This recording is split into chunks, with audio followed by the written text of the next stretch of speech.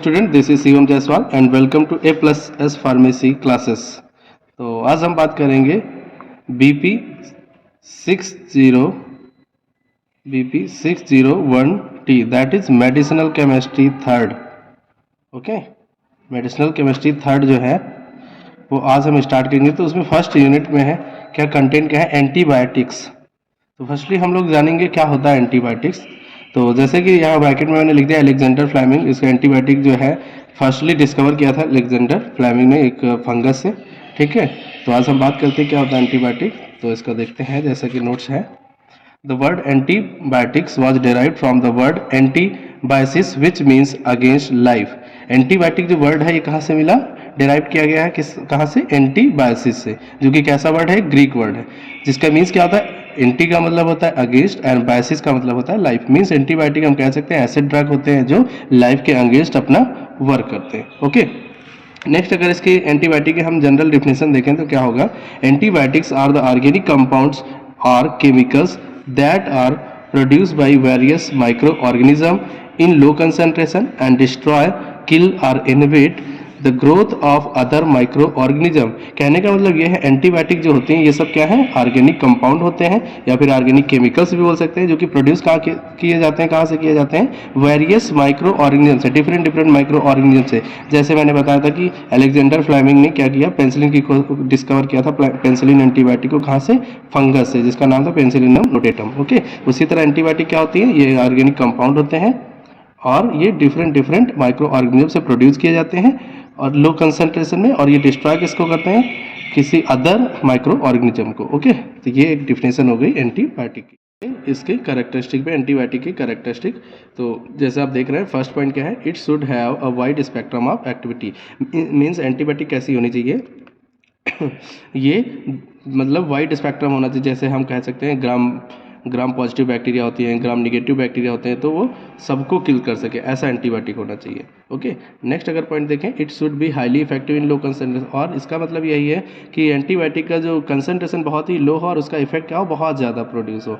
Okay, तो high effects हो करे लो कंसंट्रेशन में। ठीक है, नेक्स्ट अगर हम पॉइंट की बात करें तो it should be not affecting normal flora of host and non allergic to host. ये कहने का मतलब ये है, नॉर्मल फ्लोरा जैसे हमारे डाइजेशन में कुछ बैक्टीरिया होते हैं जो जिन्हें हम कह सकते हैं बेनिफिशियल बैक्टीरिया, उनको ये अफेक्ट ना करे, क्योंकि ये एंटीबायोटिक होते हैं तो बैक्टीरिया को किल करेंगे। तो हम एंटीबायोटिक ऐसा होना चाहिए जो हमारे बेनिफिशियल बैक्टीरिया उनको ये किल ना करे और कोई एलर्जी ना प्रोड्यूस करे। ओके, होस्ट के लिए कोई एलर्जी ना प्रोड्यूस करे। नेक्स्ट अगर बात करें, it should be completely eliminated from the body and should not produce adverse effect and side effect. ये कम्प्लीटली 100% एलिमिनेट हो जाना चाहिए बॉडी से और कोई एडवर्स इफेक्ट ना प्रोड्यूस करे और ना तो कोई साइड इफेक्ट प्रोड्यूस हो आफ्टर इसका यूज़ करने के बाद। इसमें कोई भी बॉडी में एडवर्स इफेक्ट, साइड इफेक्ट ना प्रोड्यूस हो। नेक्स्ट अगर पॉइंट की बात करें तो it should be able to reach at site of infection. जहाँ पे इन्फेक्शन है वहाँ तक ये ड्रग अपना पहुँच के, उसको साइट पे पहुँच के अपना एक्शन शो करे और इन्फेक्शन को ठीक कर सके। तो reach at site of infection, ये नहीं कि हमने ड्रग खाया और वो अपने साइट ऑफ एक्शन तक पहुँची नहीं और कोई एक्शन ही नहीं शो हुआ, तो ऐसा नहीं होना चाहिए। जहाँ इन्फेक्शन है उस साइट तक पहुँचना चाहिए। ओके, नेक्स्ट क्या है, chemically stable have a long self life. ये केमिकली स्टेबल होना चाहिए और इसकी सेल्फ लाइफ जो है लॉन्ग होनी चाहिए। नेक्स्ट है, इट शुड बी इनएक्सपेंसिव, और ये सस्ता होना चाहिए। ओके, करेंगे क्लासिफिकेशन ऑफ एंटीबायोटिक्स की। एंटीबायोटिक को कितनी कैटेगरीज में क्लासीफाई किया गया है। तो फर्स्ट जैसे आप देख रहे हैं, बेस्ड ऑन सोर्स, एंटीबायोटिक किस सोर्स से ओरिजिनेट किया गया या ऑब्टेन किया गया उसके अकॉर्डिंग इसमें क्लासीफाई किया गया। जैसे फर्स्ट हम कह सकते हैं on the basis of source. First क्या है, नेचुरल एंटीबायोटिक्स। अब नेचुरल एंटीबायोटिक्स ऐसा हम कह सकते हैं, these antibiotic are obtain from natural source only. मतलब इस कैटेगरी में ऐसी एंटीबायोटिक आएंगी जो क्या है, नेचुरली ओरिजिनेट की गई हैं। फॉर एग्जाम्पल हम कह सकते हैं पेंसिलिन, सेफेलोस्पोरिन। ओके, ये सब ड्रग्स में आ सकती हैं। फॉर एग्जांपल देखो, जैसे इसमें शो भी हुआ है, लिखा है मैंने पेंसिलिन, ठीक है, जो कि किस सोर्स से है, पेंसिलिनम कैरिसोगेनम, और एक और होता है पेंसिलिनम नोटेटम भी होता है। फिर नेक्स्ट क्या है, बैक्टीरियासिन, ये भी एंटीबायोटिक है जो कि नेचुरल सोर्स से ऑब्टेन होती है, जैसे फॉर एग्जांपल बैसिलस और सब्स्टिलिस। नेक्स्ट क्या है, एरिथ्रोमाइसिन, जो कि ये भी एंटीबायोटिक है, नेचुरल सोर्स। इसका सोर्स क्या है, स्ट्रेप्टोमाइसस एरिथ्रेसियस। ओके, हाँ, तो नेक्स्ट अब हम बात करें, अगर ये नेचुरल सोर्स की एक और ड्रग है क्लोरमफेनिकॉल, जो कि कहाँ से ओरिजिनेट की जाती है, स्ट्रेप्टोमाइसिस वेनेजुलाई। ओके, नेक्स्ट अगर हम बात करें, अब ये क्या है, on the basis of source, दूसरा सोर्स क्या है, पहला था नेचुरल सोर्स, दूसरा है बी ऑप्शन क्या है, सेमी सिंथेटिक। मतलब ये क्या है, थोड़ा सा नेचुरल भी हम कह सकते हैं, थोड़ा क्या है केमिकली इनको सिंथेसाइज भी किया गया है। अब इसमें हम क्या कह सकते हैं, जैसे कोई नेचुरल ड्रग है, इसमें थोड़ा सा मैंने केमिकल ऐड कर दिया और उसको मॉडिफाई करके हमने उसको नया ड्रग बना लिया, तो उसको हम कह सकते हैं सेमी सिंथेटिक। जैसे कि देखा जाए इसका definition, this types antibiotic are commercially synthesise by adding chemical substances to the natural antibiotics. Okay, जो नेचुरल एंटीबायोटिक होंगी उसमें हम थोड़ा सा जो भी केमिकल्स को ऐड करके वो बना सकते हैं एंटीबायोटिक।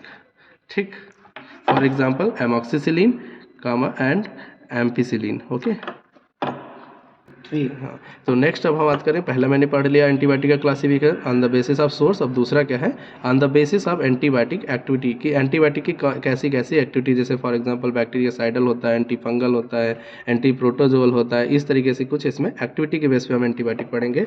तो फर्स्ट जैसे आप देख रहे हैं क्या है, बैक्टीरियासाइडल। अब बैक्टीरियासाइडल मतलब बैक्टीरिया को, जो साइडल का मतलब होता है किल कर देना, तो ऐसे ड्रग्स या ऐसे एंटीबायोटिक जो बैक्टीरिया को किल कर दें। ओके, अगर डिफिनेशन आपको पढ़ना है या देखना है तो क्या है, देखो, these are antibiotic use for the killing of harmful bacteria और those antibiotics which kill the harmful bacteria, so it is called anti bacterial antibiotics.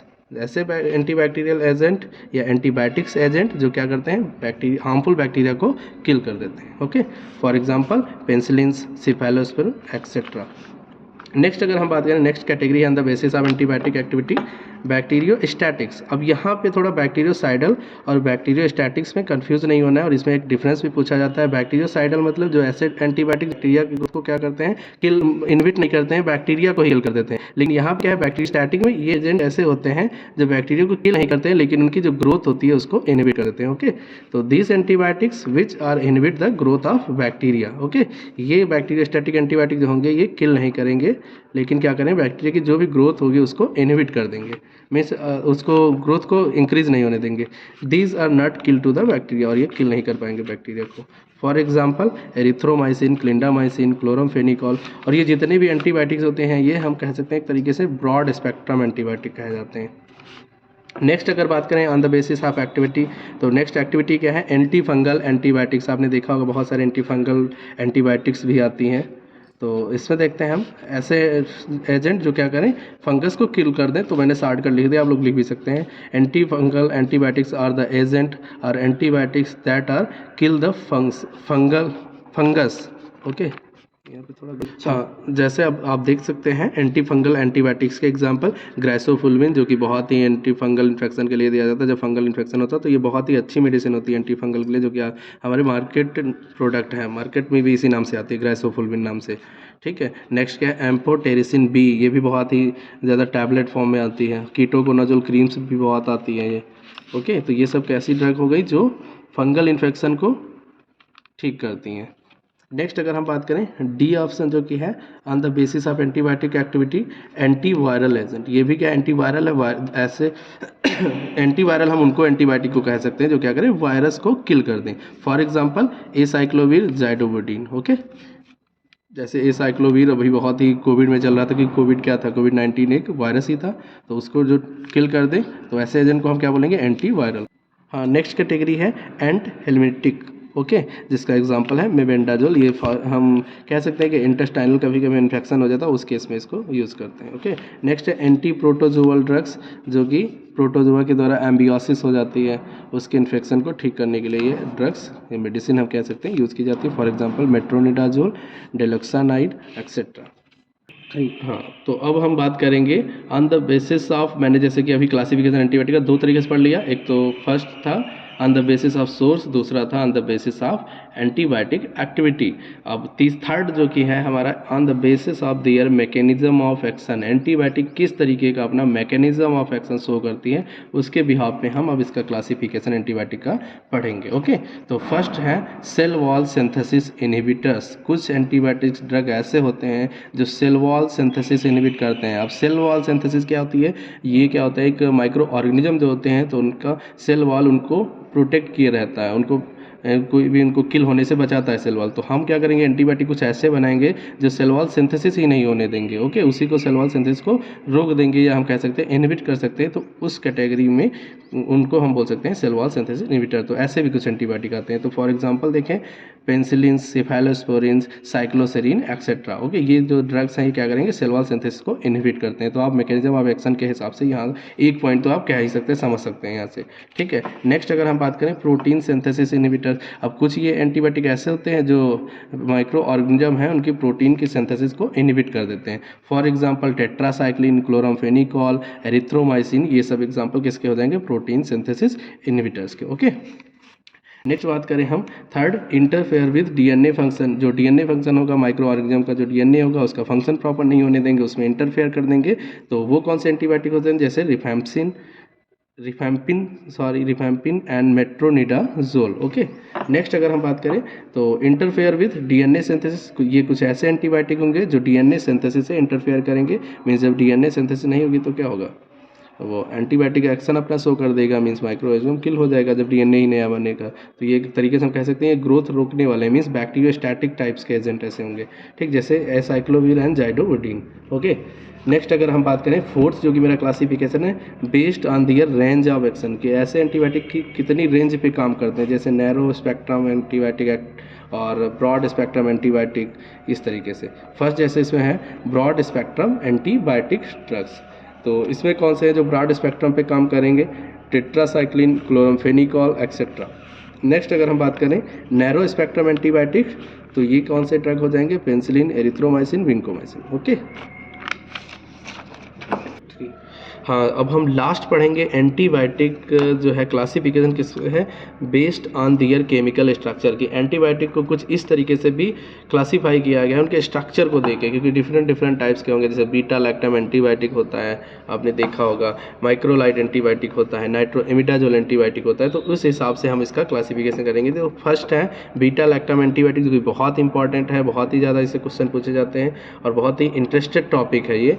ठीक है, तो फर्स्ट कैटेगरी क्या है, on the basis of chemical structure antibiotic का beta lactam antibiotic. इसको वैसे भी हम आगे नेक्स्ट लेक्चर में बताएंगे, स्टार्ट करेंगे बीटा लैक्टम एंटीबायोटिक क्या होता है। लेकिन यहीं से अगर हम समझना चाहें तो क्या होता है बीटा लैक्टम एंटीबायोटिक, ये ऐसे ड्रग होते हैं जिनके स्ट्रक्चर में क्या होगा, बीटा लैक्टम रिंग प्रेजेंट रहती है। Okay, for example penicillin G, penicillin V, cephalosporin, monobactams, carbapenems etcetera, ये सब क्या किसके एग्जाम्पल हैं, बीटा लैक्टम एंटीबायोटिक है। नेक्स्ट अगर हम बात करें second category on the basis of chemical structure, तो एंटीबायोटिक की दूसरी कैटेगरी कौन सी है, अमीनोग्लाइकोसाइड्स।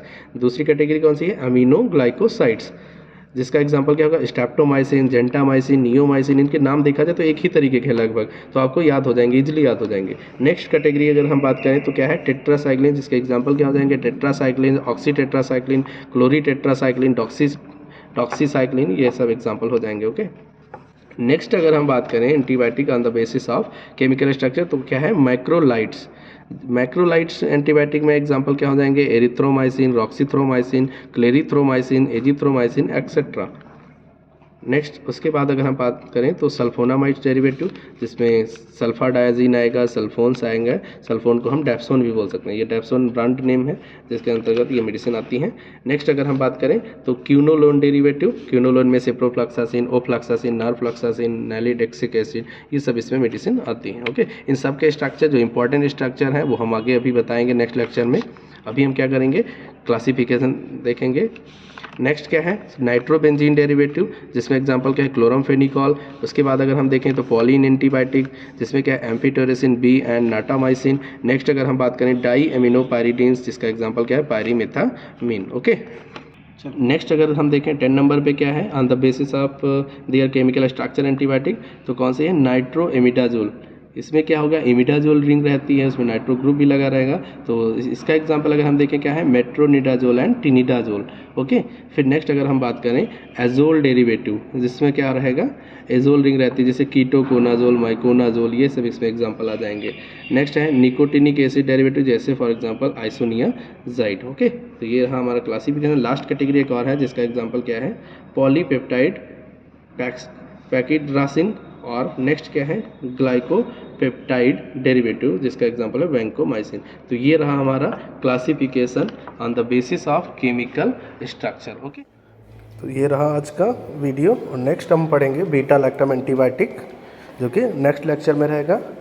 ओके, अगर वीडियो आपको पसंद आई हो तो लाइक करें, कमेंट करें, शेयर करें। Thank you.